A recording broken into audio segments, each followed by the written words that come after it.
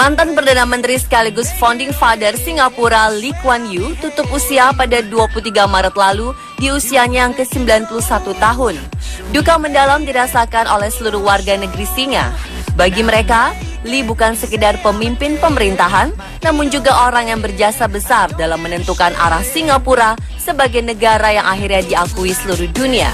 Kendati hujan turun mengguyur negeri pulau tersebut, puluhan ribu orang berjajar di jalanan untuk menyaksikan peti jenazah Lee Kuan Yew yang dibawa dalam suatu prosesi dari gedung parlemen. Lahir dengan nama Harry Lee Kuan Yew pada 16 September 1923, Lee dikenal sebagai satu-satunya pemimpin di dunia yang berhasil membawa sebuah negara dari semula negara dunia ketiga menjadi negara berstatus utama dunia dalam waktu satu generasi. Di balik sosok besarnya tersebut, Lee punya beberapa fakta unik dan menarik yang kami telah rangkum informasinya ke dalam fakta unik Lee Kuan Yew sebagai berikut.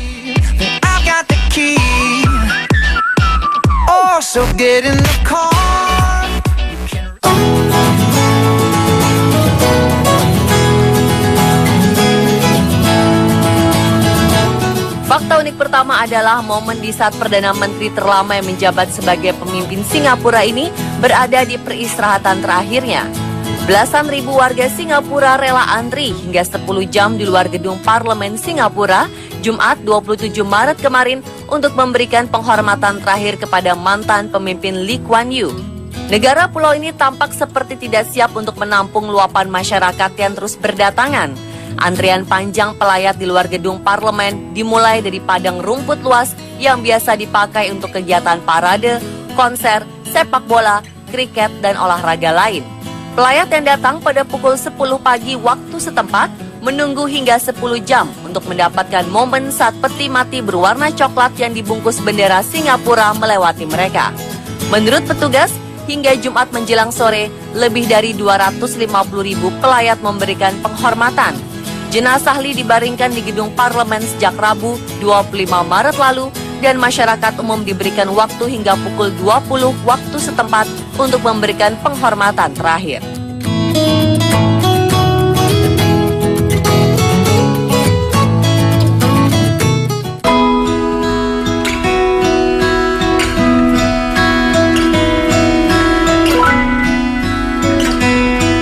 Selanjutnya pada 10 Maret 1965, bom meledak di McDonald House Orchard Road, Singapura.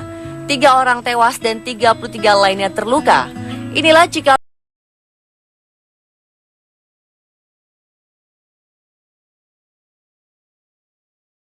alias Thohir yang belakangan dikenal dengan pasangan Usman dan Harun berada di balik peristiwa ini.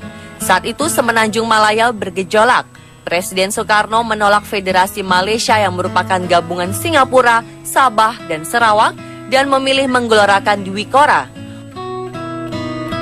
Usman dan Harun yang saat itu anggota Korps Komando Operasi atau KKO alias Marinir Angkatan Laut dikirim ke Singapura.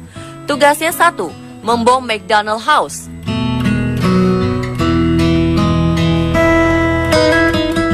Misi tersebut sukses, namun sayang Usman dan Harun gagal kembali ke pasukannya. Mereka ditangkap dan ditawan di Singapura. Lee Kuan Yew sangat geram. Pengadilan Singapura memvonis Usman dan Harun hukuman mati. Pada 17 Oktober 1968, 2 pemuda tanah air ini dieksekusi mati.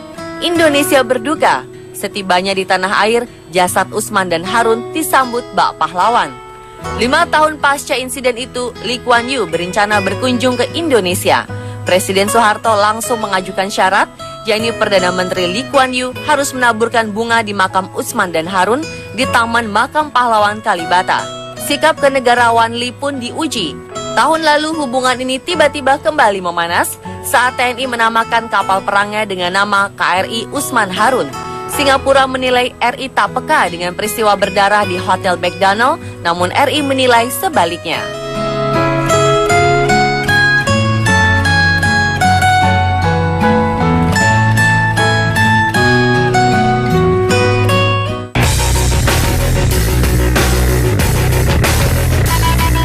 Lee Kuan Yew ternyata baru mempelajari bahasa Mandarin dan Hokkien saat mendekati usia 40 tahun. Padahal itu adalah bahasa resmi nenek moyangnya.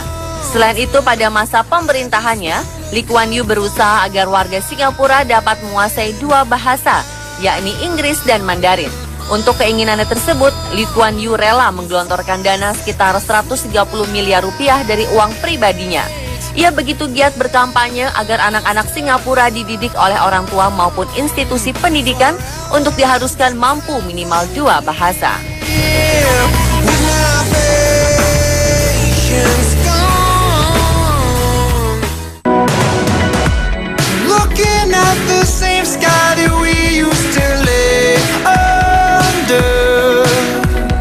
Pada 1959, di usianya yang ke-35 tahun, Lee terpilih sebagai Perdana Menteri pertama Singapura, menggantikan mantan Kepala Menteri Singapura sebelumnya, David Sol Marshall.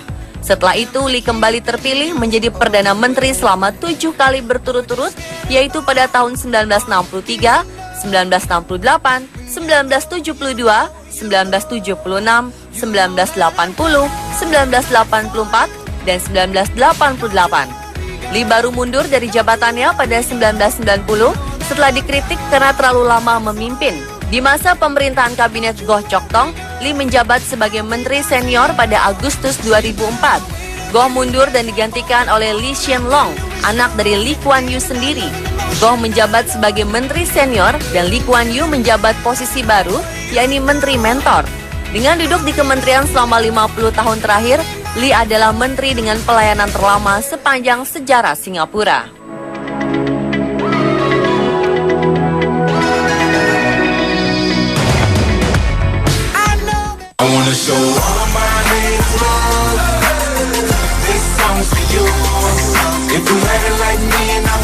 Lee Kuan Yew sebenarnya bercita-cita ingin menjadi seorang pengacara.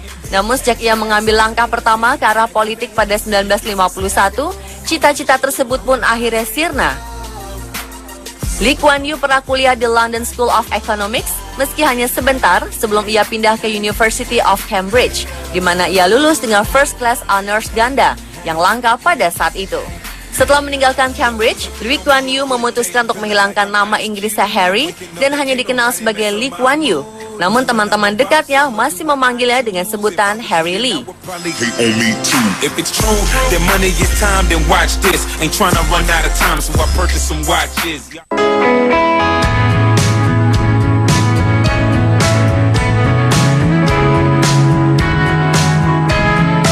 Siapa sangka ternyata Lee Kuan Yew selama ini mengidap penyakit disleksia ringan. Ia termasuk orang yang sulit dalam menangkap pelajaran.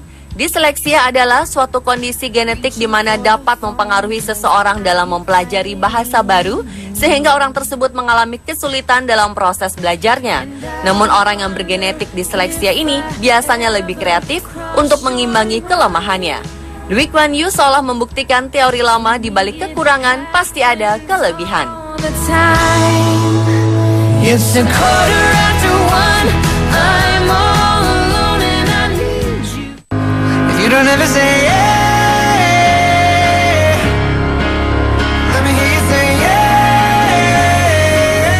Cinta pertama akan selalu di hati, begitu prinsip Lee. Ia menikahi cinta pertamanya, Kwa Geok Cho. Mereka menikah diam-diam di desa Shakespeare, Stafford-on-Avon, saat mereka menjalani kuliah di Cambridge University. Lalu saat akhirnya mereka tiba di Singapura, 1 Agustus 1949, mereka masih merahasiakan pernikahannya. Dan mereka pun pulang ke rumah masing-masing. Lee dan Chu menikah kembali di Singapura pada 1950. Orang tua mereka menyelenggarakan resepsi untuk sanak keluarga di Raffles Hotel. Hingga saat ini pasangan Lee dan Kwa Geok Chu dikaruniai 3 orang anak. Mereka adalah Lee Hsien Loong yang saat ini menjabat sebagai Perdana Menteri Singapura, Lee Wai Ling, dan Lee Hsien Yang. Sayang, istrinya ini telah terlebih dahulu meninggalkannya sejak 2010 silam. If you do, I know that I won't let you down. You give me something that makes me scared, alright. Saya tidak tertarik mengesankan orang lain dengan memiliki mobil besar dan mengganti secara rutin jas saya dengan tren terbaru. Demikian salah satu pernyataan mendiang Lee Kuan Yew yang terkenal dengan gaya hidupnya sederhana. Salah satu contoh kesederhanaan Lee adalah tinggal di rumah yang sama di Oxley Road selama puluhan tahun, bahkan rumah itu nyaris tak pernah direnovasi. Ia juga dikenal sangat gemar mengenakan jaket wol kesayangannya yang selalu dikenakan selama puluhan tahun, termasuk saat melakukan kunjungan ke luar negeri. Ia hanya mengenakan jas saat menghadiri acara-acara resmi atau kunjungan kenegaraan ke luar negeri. Gaya hidup sederhana Lee itu dibenarkan putra keduanya Lee Sen Yang. Ia menceritakan, meski memiliki jabatan tinggi, Lee tak tertarik mengkoleksi jam tangan atau barang-barang mahal lainnya. Lee bahkan jarang menyimpan hadiah-hadiah mahal yang diperolehnya dalam berbagai kesempatan. Biasanya Lee kemudian memberikan barang-barang itu kepada anak, menantu, atau anggota keluarga lainnya. Give me something that makes my skin alright. This could be. You got me wide open. Now I'm yours.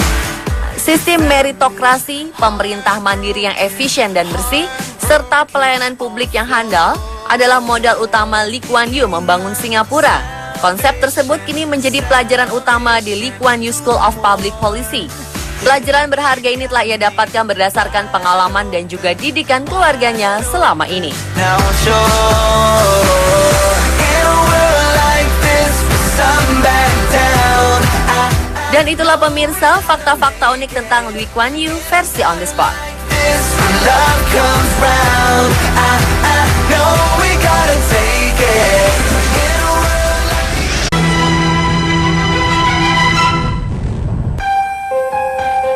Sejarah asal mula orang Sunda selalu menjadi cerita misteri yang menarik untuk diungkap, baik dari sisi ilmu pengetahuan maupun supranatural. Dan tempat yang diyakini dihuni oleh nenek moyang pertama orang Sunda adalah Goa Pawon yang berlokasi di kawasan Gunung Pawon, Desa Masigit, Padalarang, Jawa Barat. Goa yang diperkirakan telah dihuni manusia purba sejak zaman prasejarah, kurang lebih 9.000 tahun yang lalu. Terletak di atas tebing dengan ketinggian sekitar 700 meter di atas permukaan laut. Goa yang selintas terkesan pengap dan berbau kotoran kelelawar ini terbentuk dari gugusan batu gamping. Dan di salah satu ruangannya memiliki semacam cerobong atau lubang besar di bagian dinding atapnya.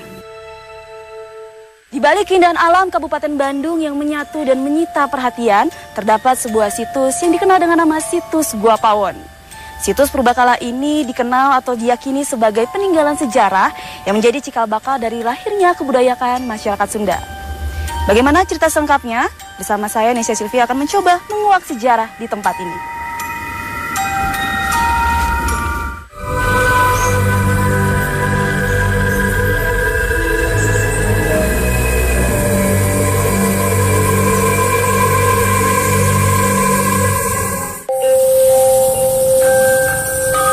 Dalam perkembangannya, goa yang kini dijadikan sebagai tempat wisata andalan di daerah Padalarang banyak dikunjungi oleh warga masyarakat yang sekedar ingin melihat peninggalan masa prasejarah, sekaligus menikmati keindahan alam, atau yang sengaja datang berziarah untuk mendoakan leluhur tanah Sunda. Konon, ada beberapa nama tokoh gaib yang dipercaya sebagai leluhur yang dulu menghuni tempat ini. Ya, pernah saya bertemu gitu kan sama para leluhur di sini yang dipanggilnya Ibu Sepuh sama Rama Sepuh. Terus ada juga Eyang Tunggal, terus Eyang Mas Gumulung, terus ada juga Eyang Purbakawasa, Eyang Purbaasih, Eyang Purbawisesa. Untuk memperoleh informasi ilmiah seputar sejarah Goa Pawon, saya pun berjumpa Pak Lutfi yang akan menemani saya melakukan penelusuran lebih jauh di tempat ini. Baik, bagusnya kita langsung ke lokasi aja ya. Oke. Kita naik ke sini. Untuk mencapai gua utama, jalan mendaki dan cukup terjal. Saya lalui dengan hati-hati.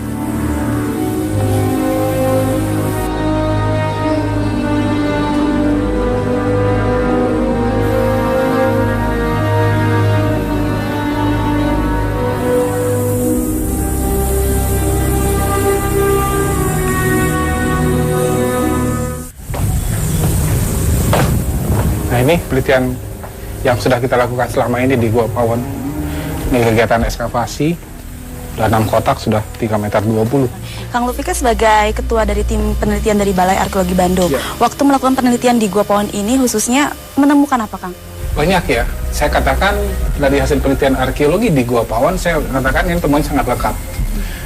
Tidak hanya sisa budaya yang kita dapatkan, jadi sisa budaya materi seperti yang selama ini didapatkan dari penelitian arkeologi, kita juga menemukan manusianya. Jadi artinya kita mendapatkan kehidupan yang cukup lengkap di Gua Pawon itu. Artefaknya sangat beragam, manusianya pun tidak hanya satu individu kita dapatkan.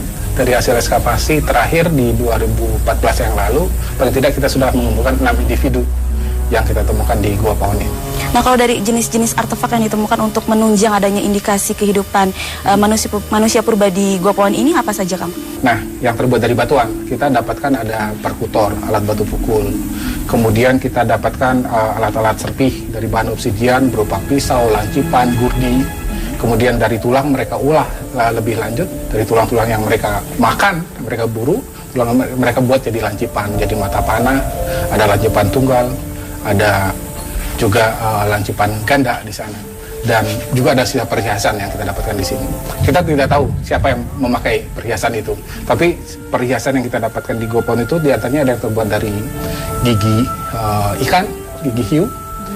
Satu seri dia di lubang bagian akarnya. Itu berupa kalung atau dibikin seperti apa? Nah, saya tidak menemukan pengikatnya, tapi besar kemungkinan diikat, dia nggak selalu disatukan.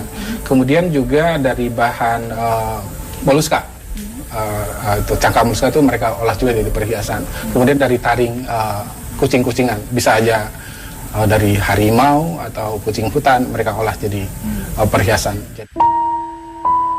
Meski dari usia, kerangka manusia yang ditemukan merupakan yang tertua di Jawa Barat. Namun, masih diperlukan penelitian lebih lanjut. Apakah benar manusia prasejarah yang mendiami Gua Pawon merupakan leluhur orang Sunda? Nah, kan saya kan juga mendengar cerita dari masyarakat bahwa katanya di sini merupakan tinggalan tulang belulang ini merupakan cikal bakal atau dari nenek moyang masyarakat Sunda sendiri. Itu bagaimana, Kang, sebenarnya? Iya, karena ya sampai sekarang kan asal-usul Sunda masih tanda tanya. Siapa sebenarnya Ki Sunda itu? Dari kalau kita lihat temuan arkeologi selama ini, kalau kita ambil kawasan geografis, Tatar Sunda, di Tambak Sari kita temukan satu gigi manusia purba. Umurnya di lapisan tanahnya 600.000 tahun yang lalu. Bisa juga jadi itu Ki Sunda. Tapi tanda tanya juga, apakah Gua Pawon? Nah, itu penting nanti dilakukan penelitian dari unsur DNA-nya. Kita bikinkan seriasi DNA-nya. DNA manusia Pawon, prasejarahnya yang disebut Ki Sunda, misalnya sudah dapat umurnya 9.500. Kalau misalnya dapat yang lebih bawah lagi, akan lebih tua lagi. Penamaan Gua Pawon sendiri berasal dari masyarakat sekitar. Pawon dalam bahasa Sunda berarti dapur. Karena pada saat pertama didatangi, di sekitar gua ini banyak ditemukan tulang belulang sehingga terlihat mirip sampah dapur. Dari situlah kemudian gua ini dinamakan Gua Pawon.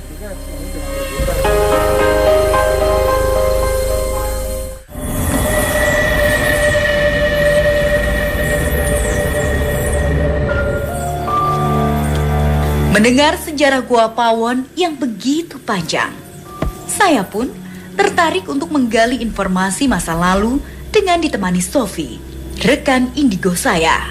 Nah, Sofi, sekarang kan kita sudah berada di dalam kawasan Gua Pawon sendiri. Nah, Sofi, bisa sedikit flashback nggak mengenai kawasan Gua Pawon ini sendiri? Kalau di sini flashbacknya aku kayak masa lalu ya, ini di masa lalu, orang-orang masa lalu yang menggunakan bajunya itu kayak yang pakai daun alas daun gitu. Ya. Ini udah mulai ada yang datang. Oh, tadi Sofi, aku ngeliat Sofi ke arah situ terus melihatnya ada sosok apa? Ya, itu sosok kayak siluman kelelawar lagi. Siluman Iya, kelelawar. gede Oh, banget. ada siluman juga di sini. Iya, sebelah situ kan tadi. Di situ tuh, di situ. Di situ aku ngeliat ada kera warna putih, tapi Besar tingginya semana? besar sekitar 2 meter ada kali ya. Nah di situ ya langsung kayak kita tuh kayak menarik dia gitu. Iya. Coba kita lihat sebelah sana, Sof. Nah Sofi, sekarang kan kita agak lebih masuk ke dalam Gua Pawon ini ya. Sekarang yang Sofi lihat itu bagaimana kondisinya? Di sebelah situ, sebelah kiri itu aku ngelihat di situ ada kayak sosok ibu-ibu, rambutnya panjang, menggunakan selendang juga, warna ungu selendangnya. Di situ juga lagi duduk, lagi ngeliatin kita. Nah kalau Sofi bisa bantu nggak ikut coba mendeteksi aura di sini? Bisa. Saya tertantang untuk merasakan aura penghuni gaib di salah satu sudut Goa Pawon. Di sini.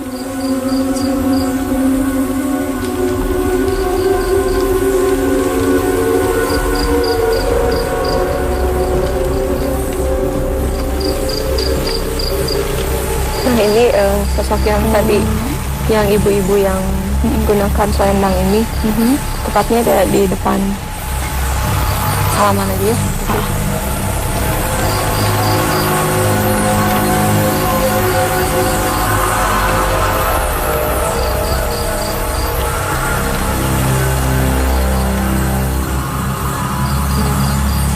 Kenalin gitu dong.